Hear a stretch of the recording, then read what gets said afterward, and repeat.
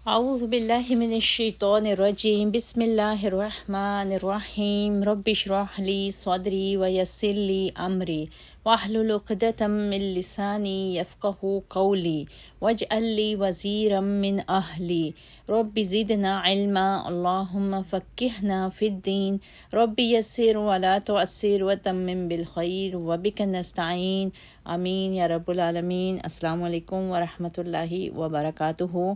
کیسی ہیں آپ سب ساتھی؟ اللہ تعالیٰ آپ سب کو اپنی حفاظت میں رکھے اور اللہ تعالیٰ آپ سب کے گھروں میں اپنی رحمت نازل فرمائے، آمین۔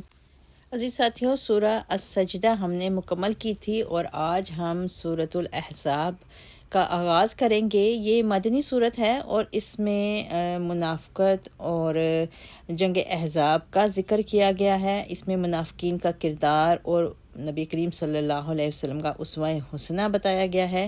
جنگ احزاب اور مخلص صحابہ کا اس میں مکمل کردار بتایا گیا ہے۔ غزوہ بنی قریظہ کا بھی ذکر کیا گیا ہے۔ اس کے علاوہ سماجی عدل اور متبنع کے احکامات اس میں بتائے گئے ہیں۔ کافروں اور منافقوں کی اطاعت نہ کرنے کا حکم اس میں دیا گیا ہے اور امانت کا مقصد بتایا گیا ہے۔ یہ سورہ بنی قریظہ اور نکاح زینب رضی اللہ تعالیٰ عنہ کے بعد نازل ہوئی تھی۔ اس میں غزوہ احزاب کا بھی مکمل ڈیٹیل سے بتایا گیا ہے اور غزوہ احزاب کو غزوہ خندق بھی کہا جاتا ہے۔ رسول اللہ صلی اللہ علیہ وسلم اور صحابہ رضی اللہ تعالیٰ عنہما پر یہ نہایت کڑا وقت تھا۔ قریش اور اس کی تمام حلیف قوتوں نے مل کر مدینہ کا محاصرہ کر لیا تھا اور مدینہ کے اندر منافقین رسول اللہ صلی اللہ علیہ وسلم کی ذات پر حملے کر کر کے آپ صلی اللہ علیہ وسلم کو اذیت اور تکلیف پہنچا رہے تھے۔ دباؤ کے اس ماحول میں بھی اللہ تعالیٰ نے اپنے رسول کو یہ حکم دیا کہ وہ نہ تو بیرونی دشمنوں یعنی قریش اور اس کے حلیف کے آگے جھکیں اور نہ اندرونی دشمنوں یعنی منافقین کے سامنے سپر ڈالیں۔ آئیے سورہ کا آغاز کرتے ہیں۔ اعوذ باللہ من الشیطان الرجیم یا ایہا النبی اتق اللہ ولا تطع الکافرین والمنافقین ان اللہ کان علیما حکیما۔ اے نبی صلی اللہ علیہ وسلم، اللہ سے ڈرتے رہیے اور کافروں اور منافقوں کا کہا نہ مانیے۔ اللہ تعالیٰ یقیناً سب کچھ جاننے والا اور حکمت والا ہے، اور جو کچھ آپ کے پروردگار کی طرف سے آپ پر وحی کی جاتی ہے اسی کی اتباع کیجیے، اور تم جو کچھ بھی عمل کرتے ہو اللہ تعالیٰ یقیناً اس سے باخبر ہے، اور اللہ پر بھروسہ کیجیے اور اللہ کا کارساز ہونا ہی کافی ہے۔ اللہ تعالیٰ نے کسی آدمی کے اندر دو دل نہیں بنائے، نہ ہی تمہاری ان بیویوں کو جن سے تم زہار کرتے ہو تمہاری مائیں بنایا ہے، اور نہ تمہارے منہ بولے بیٹوں کو تمہارے حقیقی بیٹے بنایا ہے۔ یہ تو تمہارے منہ کی باتیں ہیں، مگر اللہ حقیقی بات کہتا ہے اور وہی صحیح راہ دکھاتا ہے۔ ان منہ بولے بیٹوں کو ان کے باپوں کے نام سے پکارا کرو، اور اللہ کے ہاں یہی انصاف کی بات ہے۔ اور اگر تمہیں ان کے باپوں کے نام کا علم نہ ہو تو وہ تمہارے دینی بھائی اور تمہارے دوست ہیں، اور کوئی بات تم بھول چوک کی بنا پر کہہ دو تو اس میں تم پر کوئی گرفت نہیں، مگر جو دل کے ارادے سے کہو اس پر ضرور گرفت ہوگی۔ اللہ تعالیٰ یقیناً معاف کرنے والا ہے، رحم کرنے والا ہے۔ بلا شبہ نبی مومنوں کے لیے ان کی اپنی ذات سے بھی مقدم ہے، اور آپ کی بیویاں مومنوں کی مائیں ہیں، اور کتاب اللہ کی روح سے مومنین اور مہاجرین کی نسبت رشتہ دار ایک دوسرے کے زیادہ ترکہ کے حقدار ہیں۔ البتہ اگر تم اپنے دوستوں سے کوئی بھلائی کرنا چاہو تو کر سکتے ہو، کتاب اللہ میں یہی کچھ لکھا ہوا ہے۔ اور اس عہد کو یاد رکھو جو ہم نے سب نبیوں سے لیا تھا، اور آپ سے بھی، اور نوح، ابراہیم، موسیٰ اور عیسیٰ ابن مریم سے بھی۔ ان سب سے ہم نے پختہ عہد لیا تھا تاکہ اللہ تعالیٰ سچے لوگوں سے ان کی سچائی کے بارے میں سوال کرے، اور کافروں کے لیے ہم نے دردناک عذاب تیار کر رکھا ہے۔ اب یہاں پر آیتوں کے شروع میں ہم دیکھتے ہیں کہ جنگ احد کے بعد دراصل مدینہ پر خوف و ہراس کی ایک فضا قائم تھی۔ اگرچہ اس سورہ کا اکثر حصہ جنگ احزاب یعنی 5 ہجری کے بعد نازل ہوا، تاہم ابتدائی آیات میں جو اس کی ابتدائی آیات ہیں وہ جنگ احزاب سے بہت پہلے نازل ہوئی تھیں۔ مکہ میں تو آپ صلی اللہ علیہ وسلم کے اور مسلمانوں کے دشمن صرف قریش مکہ تھے، مگر یہاں مدینہ جانے کے بعد مدینہ کے یہود، مشرکین اور منافقین سب آپ صلی اللہ علیہ وسلم کے دشمن بن گئے تھے، جو اسلام اور پیغمبر اسلام کو بدنام کرنے اور صفائے ہستی سے مٹا دینے پر تلے بیٹھے تھے۔ غزوہ احد میں مسلمانوں کو جو عارضی طور پر شکست ہوئی تھی، اس سے دشمنوں کے حوصلے بہت بڑھ گئے تھے۔ مشرک قبائل نے 2 دفعہ رسول اللہ صلی اللہ علیہ وسلم کو دھوکہ دے کر تبلیغ کے لیے قاریوں کا مطالبہ کیا اور پھر انہیں قتل بھی کر دیا۔ مدینہ پر ہر وقت خوف و ہراس کی ایک عجیب سی فضا طاری رہتی تھی اور دشمنان اسلام نے اسلام کے خلاف پروپیگنڈا کی مہم بڑی تیز کر رکھی تھی، اور یہی وہ دور تھا جس میں بذریعہ وہی مسلمانوں کی اخلاقی تربیت اور معاشرتی اصلاحات کا سلسلہ بھی جاری تھا، اور معاشرتی اصلاحات کے سلسلے میں ایک نہایت اہم مسئلہ غلامی کا تھا۔ عرب معاشرہ میں غلامی کا اتنا زیادہ رواج تھا کہ اگر یوں کہا جائے کہ اس دور میں عرب آبادی کا آدھے سے زیادہ حصہ غلاموں پر مشتمل تھا تو غلط نہ ہوگا۔ پھر ان غلاموں کو آزاد انسانوں سے بہت حقیر اور کم تر درجہ کی مخلوق سمجھا جاتا تھا، اور اسلام اس سلسلے میں کئی اصلاحات کرنا چاہتا تھا۔ لہٰذا اسی لیے نبی کریم صلی اللہ علیہ وسلم کو شروع کی آیتوں میں کہا گیا کہ اللہ سے ڈرتے رہیں اور کافر اور منافقوں کا کہا بالکل نہ مانیں۔ اسی غلامانہ اور آزادانہ طبقاتی تقسیم کے نتیجے میں پھر ایک اور واقعہ بھی پیش آیا۔ یہ واقعہ اسی ایک سلسلے کی کڑی تھی کہ زید بن حارثہ آپ صلی اللہ علیہ وسلم کے غلام تھے، جسے آپ صلی اللہ علیہ وسلم نے آزاد کر کے اپنا منہ والا بیٹا یعنی متبنہ بنا لیا تھا۔ چنانچہ لوگ سیدنا زید رضی اللہ تعالیٰ عنہ کو زید بن محمد کہا کرتے تھے، اور آزاد شدہ غلاموں کے سلسلے میں اسلام کا منشا یہ تھا کہ کم از کم ایسے لوگوں کو آزاد لوگوں کے برابر درجہ دیا جائے۔ چنانچہ اسی منشا الہی کے مطابق آپ صلی اللہ علیہ وسلم نے اپنے آزاد کردہ غلام اور متبنہ زید کے لیے اپنی پھوپھی زاد بہن سیدہ زینب سے رشتہ کا مطالبہ کر دیا۔ سیدہ زینب کا خاندان آپ ہی کا خاندان تھا جو آزاد معاشرے میں بڑے اونچے درجہ کے لوگ شمار ہوتے تھے، وہ بھلا کیسے اس رشتہ کو قبول کر سکتے تھے؟ چنانچہ انہوں نے اسی بنا پر رشتہ سے صاف انکار کر دیا، اور رشتے کا یہ مطالبہ چونکہ رسول اللہ صلی اللہ علیہ وسلم نے اپنی مرضی سے نہیں بلکہ اللہ کے حکم سے کیا تھا، لہٰذا ان لوگوں کے انکار پر اسی سورہ احزاب کی آیت نمبر 36 نازل ہوئی، جس میں سیدہ زینب کے رشتہ داروں کو مطلع کر دیا گیا کہ جب اللہ اور اللہ کا رسول کسی کام کا فیصلہ کر لیں تو پھر مومنوں کا کچھ اختیار باقی نہیں رہ جاتا۔ چنانچہ انہوں نے اللہ کے اس حکم کے سامنے پھر سر تسلیم خم کر دیا، اور سیدنا زید اور سیدہ زینب کی شادی ہو گئی، مگر شادی کے بعد بھی زوجین کے تعلقات میں خوشگواری نہ آ سکی، اور اس کی وجہ وہی طبقاتی امتیاز تھا جو معاشرہ میں جڑ پکڑ چکا تھا۔ سیدہ زینب رضی اللہ تعالیٰ عنہا نے اللہ کے حکم کے سامنے تو سر تسلیم خم کر دیا، مگر طبیعت کا یکدم بدل جانا ان کے بس کی بات نہ تھی، اور وہ اپنے شوہر کا وہ احترام نہ کر سکیں جو ایک بیوی کو اپنے شوہر کا کرنا چاہیے۔ اور زید رضی اللہ تعالیٰ عنہ چونکہ رسول اللہ صلی اللہ علیہ وسلم کے چہیتے بھی تھے اور متبنہ بھی تھے، لہٰذا انہوں نے کئی بار آپ صلی اللہ علیہ وسلم سے اپنی اس تکلیف اور ذہنی کوفت کی شکایت کی، اور یہ بھی کہا کہ میں زینب کو طلاق دے دوں گا، مگر آپ صلی اللہ علیہ وسلم سیدنا زید کو طلاق سے منع ہی فرماتے رہے۔ عرب معاشرہ میں ایک اور بگاڑ یہ بھی موجود تھا کہ یہ لوگ متبنہ کو ہر لحاظ سے اپنے حقیقی بیٹوں کی مانند قرار دیتے تھے، اور اس مسئلہ میں بھی اسلام اصلاحی قدم اٹھانا چاہتا تھا، لیکن یہ قدم چونکہ انتہائی مشکل قدم تھا، اور جو شخص بھی اس بند دروازے کو کھولنے کا ارادہ کرتا اسے سارے عرب معاشرہ کے طعن و تشنیع کا ہدف بننا پڑتا تھا۔ اس لیے اللہ تعالیٰ نے اس مشکل کام کے لیے نبی کی ذات کو منتخب کیا۔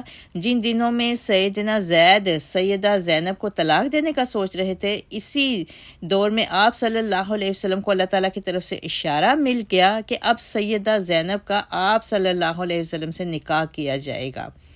اس ارشاد حکم الہی سے 2 مصلحتیں مقصود تھیں، ایک یہ کہ سیدہ زینب جس نے اپنی طبیعت کی ناگواری کے باوجود اللہ کے حکم کے سامنے سر تسلیم خم کر دیا تھا، آئندہ آپ صلی اللہ علیہ وسلم سے نکاح کر کے ان کی دل جوئی کی جائے، اور دوسری مصلحت یہ تھی کہ معاشرہ میں اس غلط نظریہ کا کلا کما کیا جائے کہ متبنہ بھی ہر لحاظ سے حقیقی بیٹے کی طرح ہوتا ہے۔ جب آپ صلی اللہ علیہ وسلم کو وحی سے سیدہ زینب سے نکاح کا اشارہ ملا تو آپ صلی اللہ علیہ وسلم کے سامنے وہ سارے خطرات آنے لگے جب سارے کے سارے دشمن آپ کو یہ طعنہ دیں گے کہ دیکھو اس نبی نے تو اپنی بہو سے نکاح کر لیا ہے، حالانکہ یہ خود ہی بہو سے نکاح کرنا حرام بتاتا ہے۔ غالباً طعنہ و تشنیع کے انہی خطرات کے پیش نظر آپ صلی اللہ علیہ وسلم زید رضی اللہ تعالیٰ عنہ کو بار بار طلاق دینے سے روکتے رہے۔ اسی پس منظر میں اس سورہ کی یہ ابتدائی آیات نازل ہوئیں اور اللہ تعالیٰ نے براہ راست اپنے نبی کو خطاب کرتے ہوئے فرمایا کہ تمہیں ان کافروں اور منافقوں سے نہ ڈرنے کی ضرورت ہے، نہ ان کی باتوں پر کان دھرنے کی۔ ڈرنے کے لائق تو صرف اللہ کی ذات ہے، تم صرف اسی سے ڈرو اور اسی کی وحی کی اطاعت کرو۔ اللہ اپنے احکام کی خوب حکمت جانتا ہے، وہ کیوں ایسا حکم دے رہا ہے، اور جو لوگ اس نکاح کے رد عمل میں شور شرابہ کر رہے ہیں کرنے دو، اللہ تعالیٰ ان سے بھی پوری طرح باخبر ہیں۔ یعنی تمہارے دشمن جیسی بھی باتیں بناتے ہیں اور جو الزام بھی آپ پر دھرتے ہیں ان کو دھرنے دو، آپ کا کام فقط یہ ہے کہ وحی کا حکم بجا لائیں اور اللہ پر پورا بھروسہ رکھیں۔ پھر ان دشمنوں سے نمٹنا یا ان کی سازشوں اور چالوں کو ناکام بنانا اللہ کا کام ہے۔ پھر آیت نمبر 4 میں کہا گیا ما جعل اللہ لرجل من قلبین فی جوفہ، کہ اللہ نے کسی آدمی کے اندر دو دل نہیں بنائے۔ اس آیت میں اللہ تعالیٰ نے 3 حقیقتیں بیان فرمائی ہیں۔ ایک یہ کہ سب انسانوں کا اللہ نے ایک ہی دل بنایا ہے، دو نہیں بنائے، لہٰذا ایک دل ایک وقت میں ایک ہی حقیقت کو تسلیم کر سکتا ہے، دو متضاد حقیقتوں کو تسلیم نہیں کیا جا سکتا۔ یہ ناممکن ہے کہ ایک ہی آدمی بیک وقت مومن بھی ہو اور منافق بھی، یا وہ کافر بھی ہو اور مسلم بھی۔ ان میں سے ایک وقت میں ایک ہی حقیقت کو تسلیم کیا جا سکتا ہے، کیونکہ دو متضاد باتوں میں سے حقیقت صرف ایک ہوتی ہے۔ اور اگر کوئی منافق دل میں نفاق چھپا کر ایمان کا دعویٰ کرتا ہے تو وہ حقیقت بیان نہیں کرتا بلکہ جھوٹ بولتا اور دھوکہ دیتا ہے۔ اور اس نکاح کے رد عمل سے مسلمانوں کو یہ بھی معلوم ہو جائے گا کہ ان میں مخلص مسلمان کتنے اور کون کون ہیں اور منافق کون ہیں جو اللہ کے حکم کے اپوزٹ دوسرے دشمنوں کی دیکھا دیکھی زبان دراز کرتے ہیں۔ پھر آگے زہار کا ذکر کیا گیا۔ عرب میں طلاق کے علاوہ یہ بھی دستور تھا کہ جس عورت پر غصہ آتا اور اس سے انبن ہو جاتی تو کہہ دیتے تم مجھ پر میری ماں کی پیٹھ کی طرح ہو۔ اس کام کو وہ زہار کہتے تھے۔ یہ کہنے پر وہ عورت شوہر پر حرام ہو جاتی تھی۔ یہ دستور بھی اصلاح طلب تھا۔ اس کی اصلاح کا طریقہ اور کفارہ تو سورہ مجادلہ میں ہم انشاءاللہ تعالی تفصیل کے ساتھ پڑھیں گے۔ یہاں پر ان آیتوں میں اللہ تعالیٰ نے مختصراً یہ بتایا کہ تمہارے کہنے سے تمہاری بیوی تمہاری ماں نہیں بن جاتی۔ ماں تو وہ ہوتی ہے جس نے پیدا کیا ہو۔ تو جس طرح کسی آدمی کے اندر دو دل نہیں ہو سکتے، اسی طرح کسی کی دو مائیں بھی نہیں ہو سکتی۔ اب اگر تم بیوی کو ماں کہہ کر اسے فی الواقع ماں سمجھ بیٹھو تو یہ تو تمہارے منہ کی بات ہے جس کا حقیقت سے کوئی تعلق نہیں ہے۔ تیسری ایک حقیقت ان آیت میں یہ بھی اللہ تعالیٰ نے بتائی کہ متبنہ حقیقی بیٹے کا مقام نہیں لے سکتا۔ یہ بھی ناممکن ہے کہ کسی کے دو باپ ہوں۔ باپ وہی ہوتا ہے جس کے نطفہ سے وہ پیدا ہوا ہو۔ دوسرا کوئی شخص نہ اس کا حقیقی باپ ہو سکتا ہے اور نہ اس کا حقیقی بیٹا بن سکتا ہے۔ متبنہ اپنے نقلی باپ کا وارث نہیں بن سکتا، نہ باپ متبنہ کا وارث ہو سکتا ہے۔ ہر شخص اپنے متبنہ کی متعلقہ بیوہ سے نکاح کر سکتا ہے، اور اسی طرح متبنہ بھی اپنے منہ بولے باپ کی متعلقہ یا بیوہ سے نکاح کر سکتا ہے۔ اور یہی غلط دستور معاشرہ میں رائج تھا جس کی اصلاح اللہ تعالیٰ نے نبی کریم صلی اللہ علیہ وسلم کے سیدہ زینب کے ساتھ نکاح سے اللہ تعالیٰ فرمانا چاہتا تھا۔ پھر آیت کے آخر میں یہ بھی کہا گیا کہ ہر شخص کو اس کے حقیقی باپ کی نسبت سے پکارا جائے۔ چنانچہ سیدنا عبداللہ بن عمر رضی اللہ تعالیٰ عنہ فرماتے ہیں کہ جب رسول اللہ صلی اللہ علیہ وسلم نے سیدنا زید کو اپنا متبنہ بنا لیا تو ہم لوگ انہیں زید بن محمد کہہ کر پکارتے تھے۔ جب یہ آیت نازل ہوئی تو پھر زید بن حارثہ کہنا شروع کر دیا۔ آیت 6 میں اللہ تعالیٰ نے فرمایا بلا شبہ نبی مومنوں کے لیے ان کی اپنی ذات سے بھی مقدم ہے۔ اس آیت کے دو مطلب ہیں۔ ایک مطلب یہ ہے کہ تم خود بھی اپنے اتنے خیر خواہ نہیں ہو سکتے جتنا کہ نبی تمہارا خیر خواہ ہے۔ پھر اس کے بھی دو پہلو ہیں، ایک دینی دوسرا دنیاوی۔ دینی لحاظ سے آپ صلی اللہ علیہ وسلم کی تمام امت کو آپ صلی اللہ علیہ وسلم ہی کی وساطت سے ہدایت کا راستہ ملا جس میں ہماری دنیاوی اور آخرت کی فلاح ہے۔ آپ صلی اللہ علیہ وسلم ہمارے معلم بھی ہیں اور مربی بھی۔ اس لحاظ سے آپ صلی اللہ علیہ وسلم تمام امت کے روحانی باپ بھی ہوئے اور روحانی استاد بھی۔ اور دنیاوی پہلو میں آپ کی سب سے زیادہ خیر خواہی ہمیں ایک حدیث سے واضح ہو جاتی ہے کہ سیدنا ابو ہریرہ رضی اللہ تعالیٰ عنہ کہتے ہیں کہ آپ صلی اللہ علیہ وسلم نے فرمایا جتنے بھی مومن ہیں میں ان سب کا دنیا اور آخرت کے کاموں میں سب سے زیادہ حقدار اور خیر خواہ ہوں۔ جو مومن مرتے وقت مال و دولت چھوڑ جائے اس کے وارث اس کے عزیز و اقارب ہوں گے جو بھی ہوں، اور اگر وہ کچھ قرضہ یا چھوٹے چھوٹے بال بچے چھوڑ جائیں تو وہ میرے پاس آئیں، میں ان کا کام چلانے والا ہوں۔ اس حدیث سے آپ صلی اللہ علیہ وسلم کی فضیلت اور آپ صلی اللہ علیہ وسلم کا لوگوں پر حقدار اور خیرخواہ ہونے کا پتہ چل جاتا ہے۔ اور اس کے ساتھ ہی ساتھ ہمیں احادیث سے یہ بھی پتہ چلتا ہے کہ تمام لوگوں سے بڑھ کر آپ صلی اللہ علیہ وسلم سے محبت کے بغیر ہمارا ایمان مکمل نہیں ہوتا۔ ساتھ ہی اللہ تعالیٰ نے آیت میں یہ بھی بتا دیا کہ آپ صلی اللہ علیہ وسلم کی بیویاں مومنوں کی مائیں ہیں۔ جب نبی روحانی باپ ہوا تو ان کی بیویاں بھی روحانی مائیں ہوئیں، یا جب نبی کریم کی بیویاں امت کی مائیں ہیں تو نبی ان کا روحانی باپ ہوتا ہے۔ لیکن ازواج النبی صرف احترام کے پہلو میں امت کی مائیں ہیں، اور ان سے کوئی شخص رسول اللہ صلی اللہ علیہ وسلم کی وفات کے بعد نکاح بھی نہیں کر سکتا، اور باقی احکامات جو ہیں وہ بدستور رہیں گے۔ مثلاً وہ مومنوں سے باقاعدہ پردہ کریں گی اور وہ انہیں اجنبی ہی سمجھیں گی، نہ کہ وہ کسی امتی کی وراثت میں دعوے دار بن سکتی ہیں۔ اس کے بعد مواخات اور وراثت کا ذکر کیا گیا۔ جب رسول اللہ صلی اللہ علیہ وسلم اور دوسرے مسلمان ہجرت کر کے مدینہ تشریف لائے تو ایک نہایت اہم مسئلہ مہاجرین کی عبادکاری اور ان کے ذریعہ معاش کا بھی تھا، جو اس نوزائیدہ مسلم ریاست کے لیے فوری طور پر حل طلب تھا۔ آپ صلی اللہ علیہ وسلم نے اس نازک مسئلے کے حل میں نہایت دانش مندی سے کام لیا، اور ایک مہاجر کو ایک انصاری کے ساتھ ملا کر اس کی آبادی اور اس کے معاش کی ذمہ داری اس پر ڈال دی۔ اس ذمہ داری کو انصار نے بڑی فراخ دلی سے قبول کیا۔ اس سلسلے کو مواخات کہتے ہیں۔ مواخات کے ذریعے دینی بھائیوں کو ایک دوسرے کا وارث بنا دینا ایک عارضی قانون تھا۔ یہاں پہ اللہ تعالیٰ نے آیت نمبر 6 اور 7 میں بتایا کہ مستقل قانون شریعت یہی ہے کہ وراثت کے حقدار قرابت دار یعنی رحم کے رشتے ہی ہوتے ہیں۔ پھر اس کے بعد انبیاء کے ایک عہد کا ذکر کیا گیا۔ انبیاء کا عہد عہد الست سے الگ ہے، اور اس عہد کا بھی قرآن میں متعدد بار ذکر آیا ہے، اور وہ عہد یہ تھا کہ ہر پیغمبر اپنے سے پہلے پیغمبروں کی اور ان کی کتابوں کی تصدیق کرے گا، اللہ تعالیٰ کے ہر حکم کی سب سے پہلے خود اطاعت کرے گا، پھر دوسروں سے کرائے گا، اللہ تعالیٰ کے پیغام کو بلا کم و کاست دوسروں تک پہنچائے گا، اور ان احکام کو عملاً نافذ کرنے میں اپنی مقدور بھر کوشش سے دریغ نہ کرے گا۔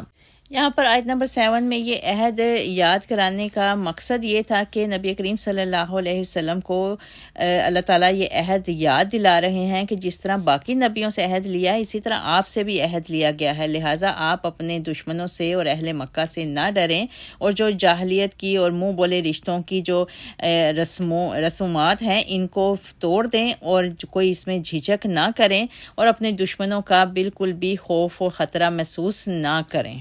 اور یہ عہد صرف عہد لینے تک ہی نہیں ہوگا، بلکہ اللہ تعالیٰ نے آیت میں بتایا کہ ان سے ان کی سچائی کے بارے میں سوال کیا جائے گا، یعنی قیامت کے دن اللہ تعالیٰ پیغمبروں سے بھی اس عہد کے متعلق سوال کرے گا، ان کی باز پرس ہوگی، اور ان سے پوچھا جائے گا کہ آیا آپ نے اپنی قوم کو اللہ کا پیغام پہنچا دیا کہ نہیں۔ آیت 10 یا ایھا الذین آمنوا اذکروا نعمت اللہ، اے ایمان والو اللہ کے اس احسان کو یاد رکھو جب کفار کا لشکر تم پر چڑھ آئے تھے تو ہم نے آندھی اور ایسے لشکر بھیج دیے جو تمہیں نظر نہ آتے تھے، اور جو کچھ تم کر رہے تھے اللہ اس سے خوب دیکھ رہا تھا۔ جب وہ تمہارے اوپر سے اور نیچے سے تم پر چڑھ آئے تھے، اور جب آنکھیں بھر گئی تھیں اور کلیجے منہ کو آنے لگے تھے، اور تم اللہ تعالیٰ کے متعلق طرح طرح کے گمان کرنے لگے تھے، اس موقع پر مومنوں کی آزمائش کی گئی اور وہ بری طرح ہلا دیے گئے۔ جبکہ منافق اور وہ لوگ جن کے دلوں میں روگ تھا یہ کہہ رہے تھے کہ اللہ اور اس کے رسول نے ہم سے جو وعدہ کیا تھا وہ بس دھوکہ ہی تھا، اور جب ان کا ایک گروہ کہنے لگا یثرب والو آج تمہارے ٹھہرنے کا کوئی موقع نہیں، لہٰذا واپس آ جاؤ، اور ان کا ایک گروہ نبی سے واپس جانے کی اجازت مانگ رہا تھا اور کہتا تھا کہ ہمارے گھر غیر محفوظ ہیں، حالانکہ ان کے گھر غیر محفوظ نہیں تھے، وہ تو صرف جنگ سے فرار چاہتے تھے، اور اگر کفار کے لشکر اطراف مدینہ سے ان پر چڑھ آتے اور انہیں فتنہ کی دعوت دیتے تو یہ منافق فوراً مان لیتے اور اس میں کچھ زیادہ دیر نہ کرتے، حالانکہ اس سے بیشتر وہ اللہ سے عہد کر چکے تھے کہ وہ پیٹھ نہ پھیریں گے، اور اللہ سے کیے ہوئے عہد کی باز پرس تو ہو کر ہی رہے گی۔ آپ ان سے کہیے کہ اگر تم موت اور قتل سے بھاگتے ہو تو تمہارا بھاگنا تمہیں کچھ فائدہ نہ دے گا، اس صورت میں بھی تم تھوڑا عرصہ ہی فائدہ اٹھا سکو گے۔ آپ ان سے پوچھئے کہ اگر اللہ تمہیں تکلیف دینا چاہے تو کون ہے جو تمہیں اس سے بچا سکے، یا اگر تم پر مہربانی کرنا چاہے تو کون ہے جو اسے روک سکے؟ اللہ کے مقابلے میں یہ لوگ نہ کوئی اپنا حامی پا سکتے ہیں اور نہ مددگار۔ اللہ تعالیٰ تم سے جہاد میں رکاوٹ ڈالنے والوں کو خوب جانتا ہے، اور ان کو بھی جو اپنے بھائیوں سے کہتے ہیں کہ ہمارے پاس آ جاؤ اور جہاد میں یہ کم ہی حصہ لیتے ہیں، وہ تمہارے ساتھ دینے میں سخت بخیل ہیں۔ پھر جب جنگ کا خطرہ آن پڑتا ہے تو آپ دیکھتے ہیں کہ وہ آنکھیں پھیر پھیر کر آپ کی طرف یوں دیکھتے ہیں جیسے کسی پر موت کی غشی طاری ہو چکی ہو۔ پھر جب خطرہ دور ہو جاتا ہے تو اموال غنیمت کے انتہائی حریص بن کر تیز تیز زبانیں چلانے لگتے ہیں۔ یہی لوگ ہیں جو قطعاً ایمان نہیں لائے، لہٰذا اللہ ان کے اعمال برباد کر دے گا، اور یہ بات اللہ کے لیے بہت آسان ہے۔ وہ یہی سمجھ رہے ہیں کہ ابھی لشکر گئے نہیں، اور اگر یہ لشکر چڑھ آئیں تو وہ یہ تمنا کریں گے کہ کاش وہ دیہاتیوں میں رہنے والے ہوتے اور بس تمہارے حالات ہی پوچھ لیا کرتے، اور اگر وہ تم میں موجود بھی ہوتے تو دشمن سے لڑائی میں کم ہی حصہ لیتے۔ مسلمانوں، تمہارے لیے اللہ کے رسول کی ذات میں بہترین نمونہ ہے۔ جو بھی اللہ اور یوم آخرت کی امید رکھتا ہو اور اللہ کو بکثرت یاد کرتا ہو۔ پر جب مومنوں نے ان لشکروں کو دیکھا تو کہنے لگے یہ تو وہی بات ہے جس کا اللہ اور اس کے رسول نے ہم سے وعدہ کیا تھا، اور اللہ تعالیٰ اور اس کے رسول صلی اللہ علیہ وسلم نے سچ فرمایا تھا۔ اس واقعہ نے ان کے ایمان اور فرما برداری کو مزید بڑھا دیا ہے۔ مومنوں میں سے کچھ ایسے لوگ ہیں، انہوں نے اللہ سے جو عہد کیا تھا اسے سچا کر دکھایا۔ ان میں سے کوئی تو اپنی ذمہ داری پوری کر چکا اور کوئی موقع کا انتظار کر رہا ہے، اور انہوں نے اپنے عہد میں کوئی تبدیلی نہیں کی۔ یہ سب کچھ اس لیے ہے تاکہ اللہ تعالیٰ سچے لوگوں کو ان کے سچ کی جزا دے، اور منافقوں کو اگر چاہے تو عذاب دے دے یا پھر ان کی توبہ قبول کر لے۔ اللہ تعالیٰ یقیناً معاف کرنے والا اور رحم کرنے والا ہے۔ اور کفار کے لشکروں کو اللہ تعالیٰ نے بے نیم و نام اپنے دلوں کی جلن دلوں میں ہی لیے واپس لوٹا دیا، اور لڑائی کے لیے مومنوں کی طرف سے اللہ ہی کافی ہو گیا۔ وہ یقیناً بڑی قوت والا اور زبردست ہے۔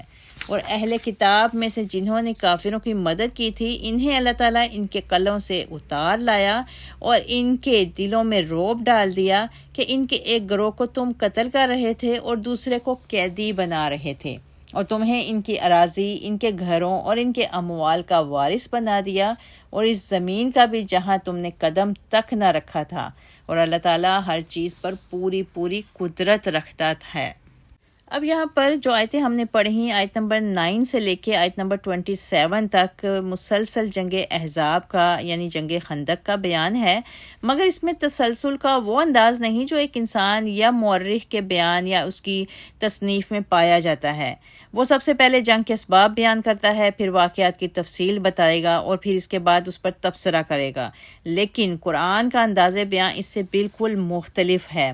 قرآن کا اصل موضوع انسان کی ہدایت اور مسلمانوں کی اخلاقی اور عملی تربیت ہے، لہٰذا اس مخصوص انداز بیان سے اس جنگ کے حالات و واقعات کا بیان آغاز کیا گیا ہے، اور بتایا گیا ہے کہ جب اللہ کے فرما بردار صرف اللہ پر توکل کرتے ہیں تو وہ کس طرح غیر مرئی اسباب سے اپنے بندوں کی مدد فرماتا ہے۔ لہٰذا مسلمانوں کو مشکل سے مشکل آزمائش کے وقت بھی صرف اللہ کی ذات پر بھروسہ رکھنا چاہیے، اور جو کام وہ کر سکتے ہیں وہ بہرحال انہیں پوری محنت سے سر انجام دینا چاہیے۔ پھر بعد میں قرآن کے بیان میں ان تمام فرقوں کے کردار پر بھی تبصرہ کیا گیا ہے جو اس جنگ میں شریک تھے۔ اس جنگ کا مختصر حالات و واقعات ہم دیکھتے ہیں۔ اس جنگ میں قریش مکہ، یہود مدینہ اور مشرک بدوی قبائل سب نے حصہ لیا تھا، اسی لیے اسے جنگ احزاب کہا جاتا ہے۔ احزاب حزب کی جمع ہے، اور حزب حصے کو کہا جاتا ہے، یعنی اس جنگ میں ان تمام قبائل کا مشترکہ حصہ تھا۔ رہے منافقین تو وہ کھل کر سامنے آنے کے بجائے مسلمانوں میں بددلی پھیلانے اور ان کی حوصلہ شکنی کرنے، ان کا مذاق اڑانے اور دشمنوں سے ساز باز کرنے کا کردار ادا کر رہے تھے۔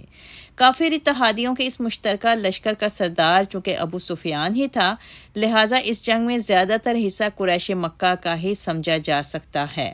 مدینہ تک پہنچتے پہنچتے اس لشکر کی تعداد 10,000 تک پہنچ گئی، جبکہ مدینہ کی کل آبادی بھی 10,000 سے کم تھی۔ اس میں سے جنگجو افراد صرف 3,000 تھے اور ان 3,000 میں منافقین بھی شامل تھے۔ اگر مسلمانوں نے خندق کھود کر بروقت اپنا دفاع نہ کر لیا ہوتا تو فی الواقع یہ عظیم لشکر مسلمانوں کو ایک ہی حملہ میں نیست و نابود کرنے کے لیے کافی تھا۔ دوسری طرف مسلمانوں کا محکمہ جو خبر رسانی تھا وہ کفار کی نسبت بہت زیادہ فعال اور متحرک تھا۔ جب یہود بنو نذیر کا وفد قریش اور دوسرے قبائل کو آمادہ جنگ کر رہا تھا تو جلد ہی یہ خبریں مدینے پہنچ گئیں اور آپ صلی اللہ علیہ وسلم نے صحابہ سے مشورہ کیا کہ دفاع کے لیے کیا صورتحال اختیار کی جائے۔ چنانچہ سیدنا سلمان فارسی رضی اللہ تعالیٰ عنہ کے مشورے کے مطابق مدینہ کے سامنے والی سمت میں خندق کھود کر دفاع کرنے کی تجویز پاس ہوئی۔ خندق تیار ہونے کے بعد ایک افتاد یہ پیش آئی کہ مدینہ کے اندر جو یہودیوں کا قبیلہ بنو قریظہ تھا، جو اب تک مسلمانوں کے ساتھ تھا اور اپنے عہد پر اپنے معاہدے پر قائم تھا، اب اس قبیلے نے عہد شکنی کر دی اور مسلمانوں کا ساتھ چھوڑ دیا۔ آپ صلی اللہ علیہ وسلم نے اس خبر کی تحقیق کی تو پتہ چلا کہ یہ خبر بالکل درست ہے، لہٰذا آپ صلی اللہ علیہ وسلم کو انتہائی صدمہ ہوا۔ مسلمانوں کے لیے یہ وقت کڑی آزمائش کا وقت تھا۔ خندق پار دشمن کا ایک سمندر ٹھاٹھے مارتا ہوا نظر آ رہا تھا اور مدینہ کے اندر منافقین ایک آستین کا سانپ بنے بیٹھے تھے۔ خوراک کی بھی شدید قلت تھی۔ کفار کا یہ محاصرہ تقریباً 1 ماہ تک جاری رہا۔ ہر روز خندق کے آر پار دونوں طرف سے نیزہ باری ہوتی اور تیر اندازی ہوتی رہی، مگر جنگ کسی فیصلہ کن مرحلے تک پر نہ پہنچ رہی تھی۔ یہ اس قدر کڑی آزمائش تھی کہ بھلے بھلے صحابہ اکرام کے قدم بھی ڈگمگا گئے۔ اس حال میں اللہ تعالیٰ نے مسلمانوں کی 2 طرح سے مدد فرمائی۔ ایک صورتحال تو یہ بنی کہ بنو غطفان کا ایک رئیس نعیم بن مسعود رسول اللہ صلی اللہ علیہ وسلم کی خدمت میں حاضر ہوا اور اسلام قبول کر لیا، اور اس بات کا علم نہ قریش کو ہو سکا نہ یہودیوں کو۔ دونوں اسے اپنا اتحادی دوست سمجھتے تھے۔ نعیم بن مسعود نے رسول اللہ صلی اللہ علیہ وسلم سے پوچھا کہ میں کیا خدمت کر سکتا ہوں اسلام کی۔ آپ صلی اللہ علیہ وسلم نے اس کے ذمے قریش اور یہود میں پھوٹ ڈالنے کی ڈیوٹی لگائی۔ وہ شخص بڑا عقل مند تھا، اس نے فوراً ایک ترکیب سوچی اور ان دونوں کے درمیان پھوٹ ڈلوا دی، کیونکہ وہ دونوں اس کو اپنا اتحادی سمجھتے تھے۔ اس طرح یہ دونوں فریق پھوٹ کا شکار ہو گئے۔ مسلمانوں کی مدد کی دوسری صورتحال اللہ تعالیٰ نے یہ پیدا فرمائی، جس کا آیت میں ذکر بھی ہے کہ ٹھنڈی یخ اتنی تیز ہوا چلی جس نے خیمے اکھاڑ دیے، گھوڑوں کے رسے ٹوٹ گئے اور وہ بھاگ کھڑے ہوئے، ہنڈیاں ٹوٹ پھوٹ گئیں، آگ بجھ گئی، ہوا اتنی سخت چلی کہ بدن کو چھید کرتی اور آر پار ہوتی معلوم ہوتی تھی۔ غرض لشکر کفار میں سخت بدحواسی پھیل گئی اور بگدڑ مچ گئی۔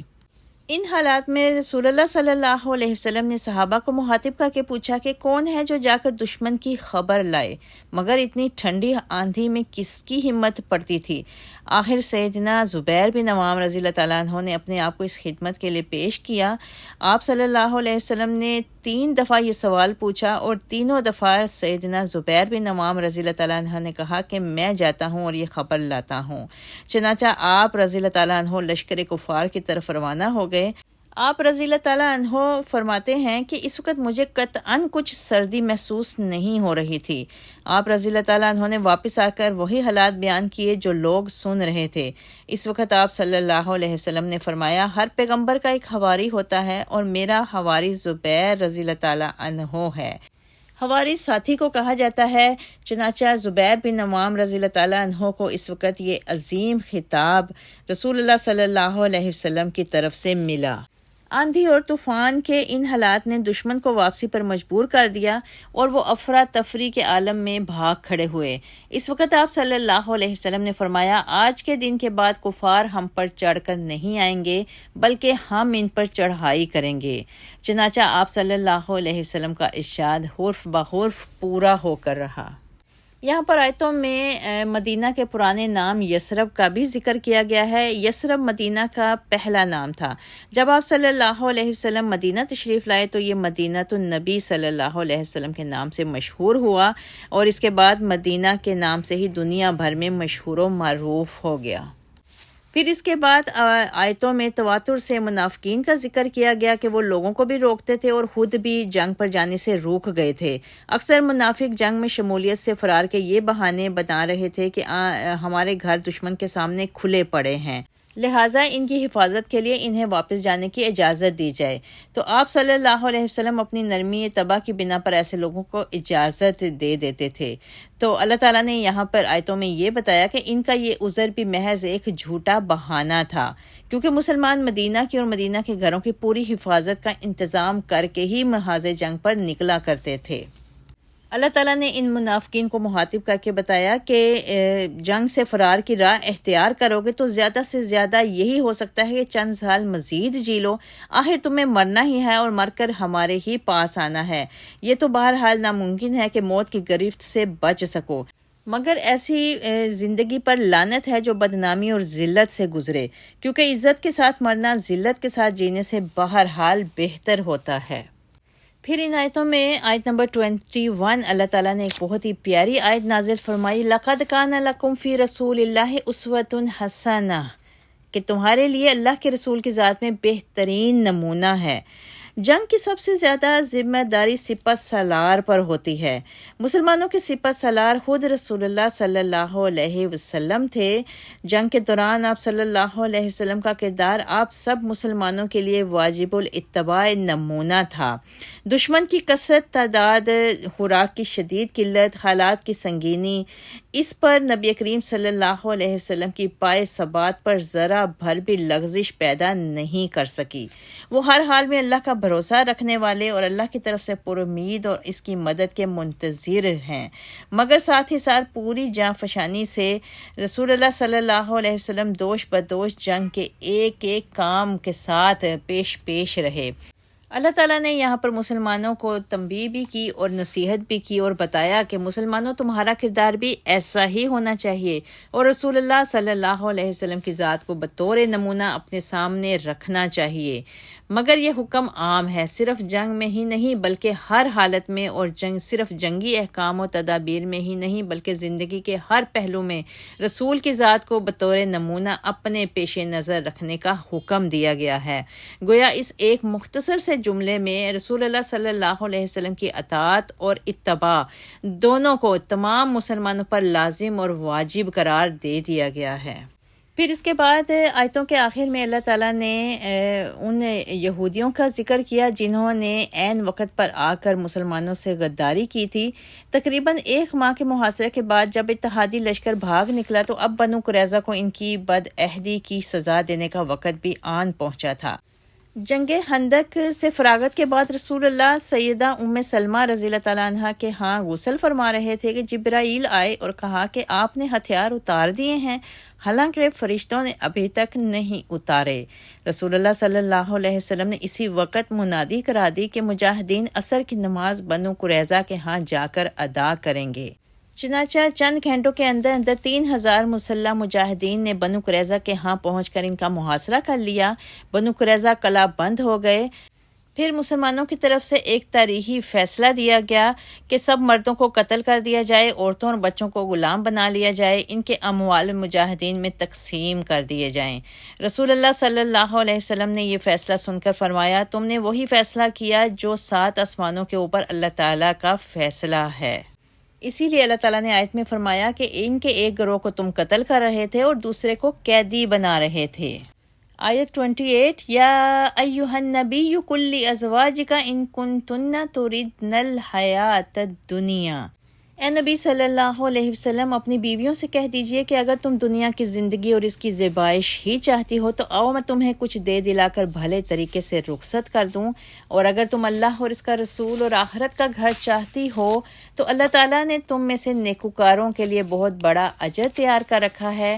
اے نبی کی بیویوں، تم سے جو کوئی کھلی بے حیائی کا ارتکاب کرے تو اسے دگنا عذاب دیا جائے گا، اور یہ بات اللہ کے لیے بہت آسان ہے۔ اب یہاں سے ایک بالکل نیا موضوع شروع ہو رہا ہے۔ اموال غنیمت سے جب مسلمانوں کو کچھ آسودگی آ گئی تو ازواج مطہرات نے بھی آپ صلی اللہ علیہ وسلم سے کچھ زائد اخراجات کا مطالبہ کر دیا۔ حالات کے مطابق ان کا یہ مطالبہ کچھ ایسا ناجائز بھی نہ تھا، کیونکہ دوسرے سب مسلمان آسودہ ہو رہے تھے، مگر آپ کی فقر پسند طبیعت پر بیویوں کا یہ مطالبہ سخت شاق گزرا، اور آپ صلی اللہ علیہ وسلم نے اسی کبیدگی طبع کی وجہ پر سے ایک ماہ کے لیے اپنی بیویوں سے کنارہ کش رہنے کا ارادہ کر لیا۔ حضرت عمر رضی اللہ تعالیٰ عنہ فرماتے ہیں کہ ایک دن میرا ایک انصاری ساتھی میرے پاس آیا اور زور زور سے دروازہ کھٹکایا۔ میں گھبرا کر باہر آیا تو کہنے لگا، آج ایک بڑا حادثہ ہو گیا، آپ صلی اللہ علیہ وسلم نے اپنی بیویوں کو طلاق دے دی۔ میں حفصہ کے پاس گیا جو کہ ان کی بیٹی تھیں اور رسول اللہ صلی اللہ علیہ وسلم کی زوجہ تھیں، تو آپ رضی اللہ تعالیٰ عنہ نے دیکھا کہ وہ رو رہی تھیں۔ میں نے پوچھا، کیا رسول اللہ نے تمہیں طلاق دے دی؟ وہ کہنے لگی، نہیں، میں نہیں جانتی، اور وہ اس جھروکے میں الگ ہو کر بیٹھے ہیں۔ میں وہاں سے مسجد میں چلا گیا اور دربان سے کہا کہ عمر رضی اللہ تعالیٰ عنہ کے لیے اندر آنے کی اجازت حاصل کرو۔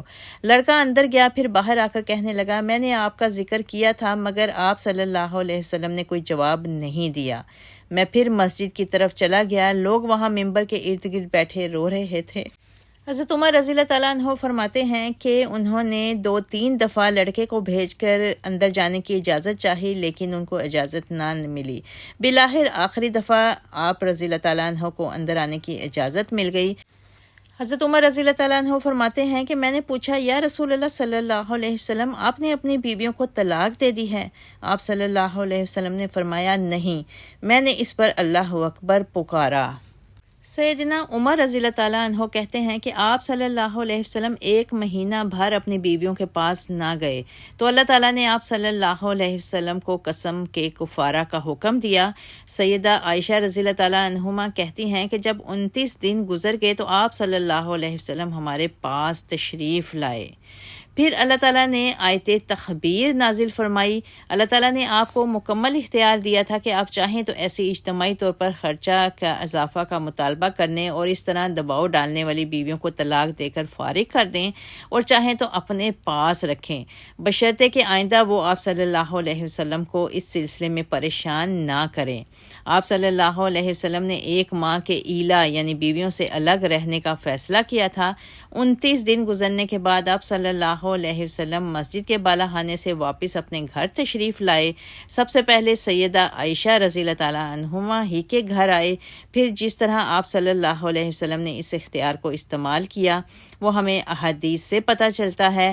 سیدہ عائشہ رضی اللہ تعالیٰ عنہما فرماتی ہیں کہ جب آپ صلی اللہ علیہ وسلم کو حکم ہوا کہ وہ اپنی بیویوں کو اختیار دے دیجئے، ہاں وہ آپ کے ساتھ رہنا چاہیں یا طلاق لے لیں، تو آپ صلی اللہ علیہ وسلم نے سب سے پہلے مجھ سے پوچھا اور فرمایا، عائشہ، میں تمہیں ایک بات کہتا ہوں مگر تم اس میں جلدی نہ کرنا، بلکہ اپنے والدین سے مشورہ کر کے جواب دینا۔ اور آپ صلی اللہ علیہ وسلم یہ بات خوب جانتے تھے کہ میرے والدین آپ سے جدا ہونے کا کبھی مشورہ نہ دیں گے۔ چنانچہ آپ صلی اللہ علیہ وسلم نے فرمایا کہ اللہ تبارک و تعالیٰ کا ارشاد ہے کہ یا ایھا النبی قل لازواجک، یہاں تک کہ آپ صلی اللہ علیہ وسلم نے پوری آیت پڑھ ڈالی۔ میں نے کہا، میں اس معاملہ میں اپنے والدین سے کیا مشورہ کروں گی؟ میں تو خود بہرحال اللہ اور اللہ کے رسول اور آخرت کی بھلائی چاہتی ہوں۔ پھر آپ صلی اللہ علیہ وسلم نے یہی بات دوسری بیویوں سے پوچھی تو سب نے وہی جواب دیا جو میں نے دیا تھا۔ یہ بخاری کی حدیث ہے۔ سیدہ عائشہ فرماتی ہیں کہ میں نے آپ صلی اللہ علیہ وسلم سے کہا کہ آپ نے تو 1 ماہ کا کہا تھا اور آج 29 دن ہوتے ہیں۔ آپ صلی اللہ علیہ وسلم نے اپنی انگلیوں کے اشارے سے بتایا کہ مہینہ 30 دن کا بھی ہوتا ہے اور 29 دن کا بھی، گویا وہ مہینہ 29 دن کا تھا۔ ازواج مطہرات کے اس واقعہ کو واقعہ ایلا بھی کہا جاتا ہے۔ ایلا ہم پہلے بھی پڑھ چکے ہیں کہ شوہر اور بیوی کا بغیر طلاق کے ایک دوسرے سے الگ ہو کے رہنے کے ارادے کو ایلا کہا جاتا ہے۔ پھر پارے کی آخری آیت نمبر 30 میں اللہ تعالیٰ نے فرمایا، اے نبی کی بیویوں، تم میں سے جو کوئی کھلی بے حیائی کا ارتکاب کرے تو اسے دگنا عذاب دیا جائے گا۔ نبی کریم صلی اللہ علیہ وسلم کی بیویوں کا مقام عام عورتوں سے بہت بلند ہے، کیونکہ وہ امہات المومنین ہیں۔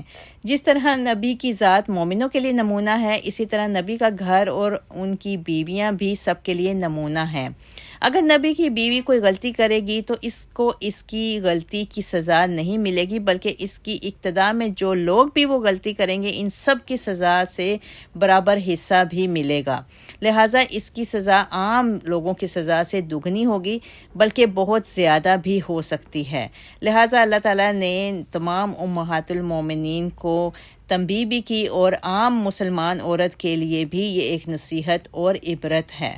الحمدللہ یہاں پہ ہمارا پارہ نمبر 21 مکمل ہوتا ہے۔ اللہ تعالیٰ سے دعا ہے کہ اللہ تعالیٰ ہمیں اس پارے کے تمام مضامین کو سمجھنے اور ان پر عمل کرنے کی توفیق عطا فرمائے۔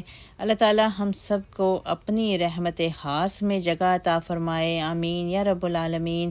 وآخر الدعوانا ان الحمدللہ رب العالمین، سبحان ربک رب العزت عما یصفون، وسلام علی المرسلین، والحمدللہ رب العالمین، وما علینا الا البلاغ۔